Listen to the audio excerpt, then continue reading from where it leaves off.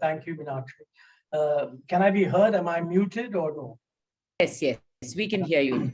Well, first of all, I want to just endorse what Meenakshi said earlier by way of praise of Mr. Vishwanathan. I've known him for a very, very long time, and I'm aware that he's really made some major contributions in institutionalizing the process whereby economic issues can get discussed. I think he's read not just in Tamil Nadu, but in other parts of the country. So many congratulations, delighted to be part of this program. Now, I think Mr. Shesasai has probably more experience in these matters than most of us put together. And so therefore not surprising that he's raised a number of very pointed questions. I'm not going to offer to answer all of them. I just want to make a few disconnected comments, and then whoever's being the sutradhar can pick up bits and pieces from my contribution. First of all, I mean, I agree with what he said that, what's new? Because as in all countries, rebranding and all this takes place. So I want to say that, things don't have to be new. I mean, there's a lot of merit in continuity. And if we need to rebrand, good. I mean, if you think that's politically helpful, I have no problem. So what's in it that's continuous? What is continuous, I think, for the last several decades, not several, certainly for 2 decades, is the focus on infrastructure development as a key contribution of the government to the development of the country. And really, the government doesn't need to be there, in my view, in the production of many, many commodities, particularly where the private sector can do just as good as all. Unfortunately, the government is in all kinds of things, less than it used to be, but it should be much less than it is. However, everybody would agree that the infrastructure development that this country needs has been underestimated. And therefore the government must take on itself, it's kind of an old-fashioned planning exercise, the planning of the transport, energy, urban infrastructure. I mean, if this country is to develop rapidly, somebody must be doing that. I don't mean planning in the old-fashioned sense of the government deciding everything, but conceptualizing how it's going to be done. Now, from that point of view, we actually have 2 separate brands here. One is the National Infrastructure Pipeline, and the other is the Monetization of Assets Pipeline. But the Infrastructure Pipeline sort of says, look, this is what we need in all these different sectors. They've given a whole lot of detail over the next 4 or 5 years, and this is the amount of money. And actually, what it comes down to is not very different from what we were saying even in the 11th and 12th plan, and Vinayak was a very close observer of what we were either doing or not doing, and he'll bear me out. But when it came to the slogans, we always said we need 2 percentage points of GDP more in infrastructure. We did get a bit of an increase, then things tailed off. Well, the present pipeline says give more or less the same number. We need an increase of 2 percentage points of GDP in that whole set of things called infrastructure. I completely agree with that. And I mean, I won't go into the details of whether this or that is more important, but that's certainly a national plan. And certainly on the energy side, on the transport side, on the urban infrastructure side, and to some extent also on health and education. Although there, I think it's less a question of money and more a question of how you deliver. And that aspect is not going to be dealt with here. But there is a national infrastructure pipeline. This is good. Now, the question is, how is it going to be built? And this raises 2 or 3 questions. Question number 1, is it all going to be built in a pure public sector mode? For many years, we have been saying that that's not feasible. I think the present government also takes the same view. And therefore, we need to have some bits which are really in the form of public-private partnership, where you bring in the private sector and find some way of getting them to take on the burden of the creation of new infrastructure. I think this addresses Mr. Seshasai's point that you must distinguish between brown investment and green. So that's clearly one. But even in the green, you can have in certain areas pure private investment where you just open it up, and if the tariffs are good enough, the people will come. You can have a system where they need some support.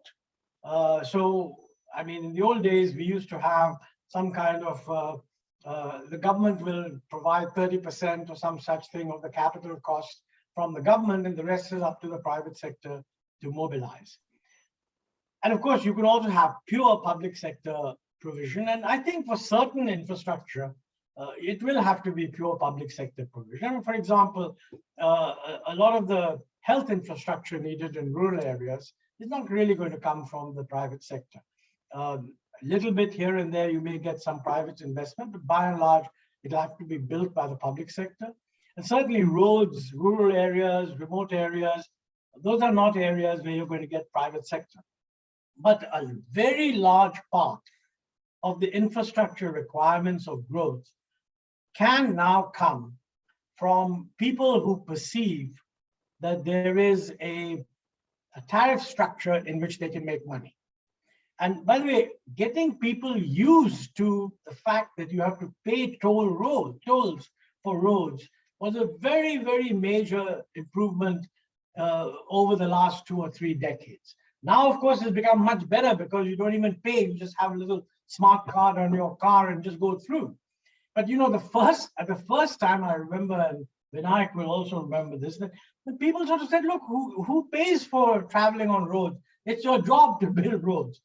Well, it's your job to build roads if you pay taxes in order to get them built. But it's much better to build roads where people pay for the road. And I think that is a conversion of attitudes that has taken place. So, given that, what is the national infrastructure, the monetization pipeline? The monetization pipeline is just picking a whole lot of existing projects, which you can call brownfield, or actually they're more than brownfield, they're functional, and say, look, why not sell these things off to collect the money for infrastructure? That's the other thing that's new. In the old days, disinvestment was a part of the government budget, but the government budget was subject to planning. So there was some process which said we're going to get money from these sources, and this is how we're going to spend it. So maybe you could think that the national planning process would ensure that enough infrastructure investment actually took place. We've abolished planning, but this is quite a useful way of saying, look, whatever we raise from here is not going to go into paying subsidies and paying for the government's expenditure. It's going to go into building new infrastructure. So that is a different modality, and it's not a modality that's necessary if you have a strong planning process, because the planning process will do it. But in the absence of a planning process, it's a way of generating resources which can only be used to finance infrastructure. Now the question arises, what are the problems? I mean, and to my mind, by the way, I mean, increasing investment in infrastructure by 2 percentage points of GDP is not a trivial task by any means, especially since if you look at a medium-term perspective, we have to increase expenditure in many areas. Certainly we have to increase expenditure in defense. We have to increase expenditure in R&D, particularly with climate change around the corner. We have to increase expenditure in many of the areas like health and education, where the expenditure is not going to be on capital assets. It's really going to be on providing what used to be called non-plan expenditure, people delivering services. So there's a big demand for increased expenditure. And at the same time, there's an agreement that, you know, our fiscal deficit is too high. Now we can get away with it for a little while, and fortunately we have. But sooner or later, people are going to judge countries by whether they're bringing it down under control. I'm not, by the way, greatly in favor of them bringing it down this year. In fact, I've been saying that at a time when the economy is actually relatively depressed, there's no harm in having the fiscal deficit exceed the limits. But over the next 2-3 years, and this pipeline project is for the period up to 2025. So over this period, no question that the fiscal deficit will have to be reduced. So if you're going to increase expenditure and reduce the fiscal deficit, there's quite a big turnaround that's needed. And how to finance infrastructure? Well, the monetization of existing assets, to my mind, provides a useful source of revenue. So this is one part which I hope the public understand.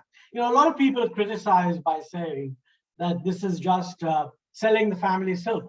It may be true, but what you're doing is you're selling the family silver to buy some more silver. So if you're using the realization of existing assets to create more assets or help the private sector to create more assets, then you're not actually selling the family silver in order to have a wedding celebration. You're selling the family silver to buy some other jewelry. So the public assets are there in a different form. So I'm not too worried about that. I think this now brings us to the question which Mr. Seshadri raised, that underlying all this, is there also the belief that the private sector would be more efficient? Now, in my view, clearly there should be such a belief. Governments don't like admitting that, because if a government says that, any number of people will jump up and say, you're anti-public sector. Then they'll say, what's wrong with the public sector?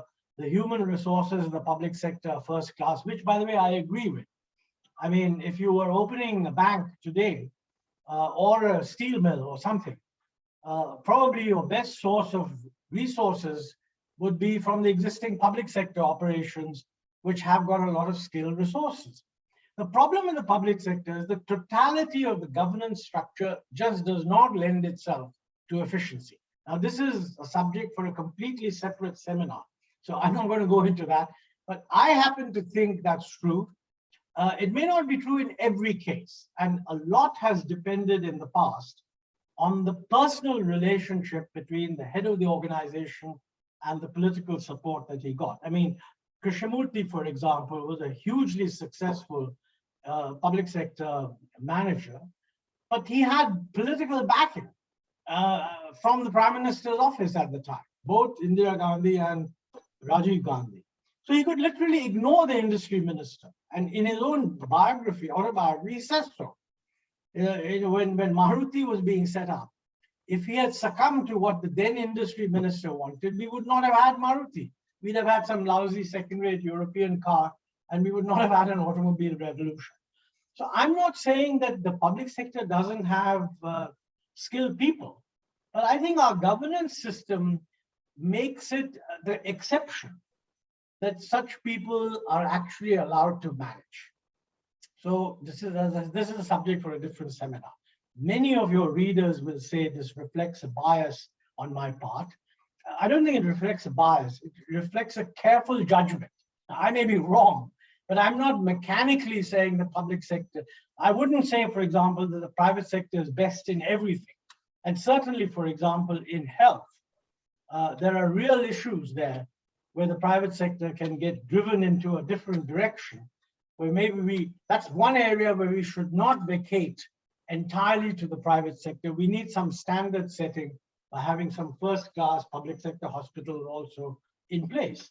So, answer to Sheshasai, yes, implicit in this is the assumption that the private sector will manage better. So then what are the problems? Well, I think the problems are really two or three that I can think of, and Vinayak has a lot of experience on this, and he also has a lot of experience on my views, because we've discussed this often. I think whatever you do, you have to make sure that the means in which you're bringing in the private sector has to be transparent. Because when you bring in the private sector into infrastructure, it's not the same thing as privatizing Maruti. I mean, if you privatize Maruti, you're telling Maruti that, look, we're also allowing a lot of other fellows to compete. Now you do what you like. Big car, small car, middle car, we're not bothered. You just have to succeed. That's not what you do with infrastructure, because you're actually controlling the rates that they can charge. And there are other constraints also. I mean, for example, the current dispute that's going on with, let's say, one of our private sector ports, banning things coming from one or two countries. I mean, I think that that's wrong. governments have a right to ban imports from a particular country or a group of countries. But if the government exercises that sovereign right, that's fine.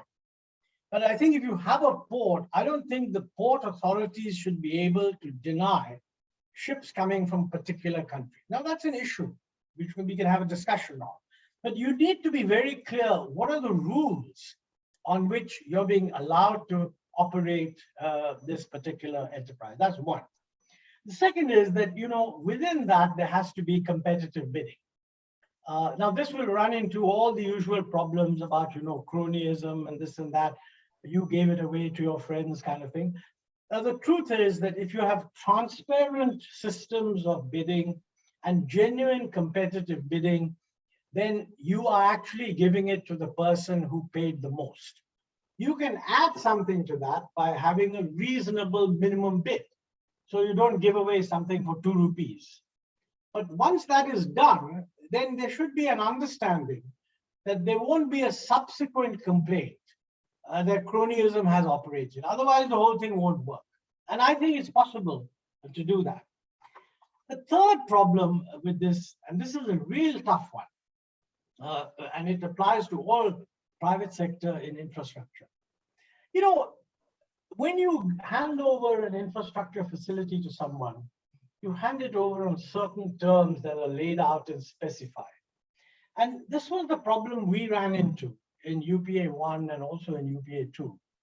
Because a lot of the private sector guys would say that, look, when we bid, we had this expectation, things have changed. And if things change, how do you expect us to live by our original promise? Now, the short answer is if you're a competent buyer, a competent bidder and a businessman, these are risks that you work out. So you win some and you lose some. But they said that, look, that's perfectly okay over a 3, 4, 5-year horizon. I should have anticipated. But if I've got a contract for 30 years or 40 years, then quite honestly, I can't anticipate what situation will arise 10 years from now. And their feeling was that the government is not a partner. In fact, many businessmen told me, sir, this use of the term public-private partnership is wrong because you choose us, but once we are chosen, we are not partners. We are actually captives. And whatever we come up with, even when you agree that the circumstances have changed, you are not in a position to change the terms of the agreement. And I think this is a serious problem because ultimately, when an officer has to make a decision, he is generally not going to be willing to give a concession to the private partner because he's going to assume that the private partner should absorb the loss. But actually, of course, what happens is that they can't absorb the loss, things get stuck, operations get delayed, and so on. Now, you can have a similar problem in a private sector company. And here, both Vinayak and Sheshasai can tell me. You can imagine a big private sector company enters into a contractual relationship with some supplier, and some unexpected thing happens. And the supplier persuades them that, look, if you force me to stick by the original terms of the contract, I'll just go broke.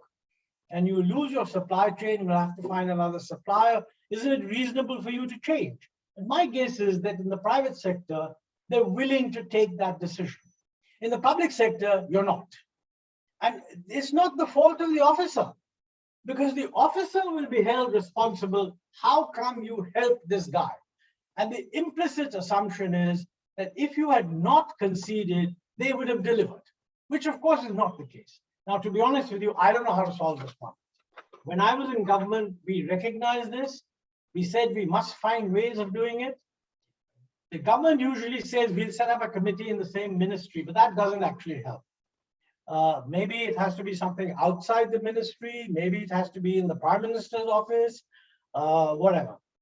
But if we want to have serious exploration of the public-private partnership mode, and I think we have to, because I don't see any circumstances in which the government will be able to fund all this by itself, then we must find some way where this can be done. And that's why I personally feel that we should have a PPP law, where, and we had proposed this, but we weren't able to get it done.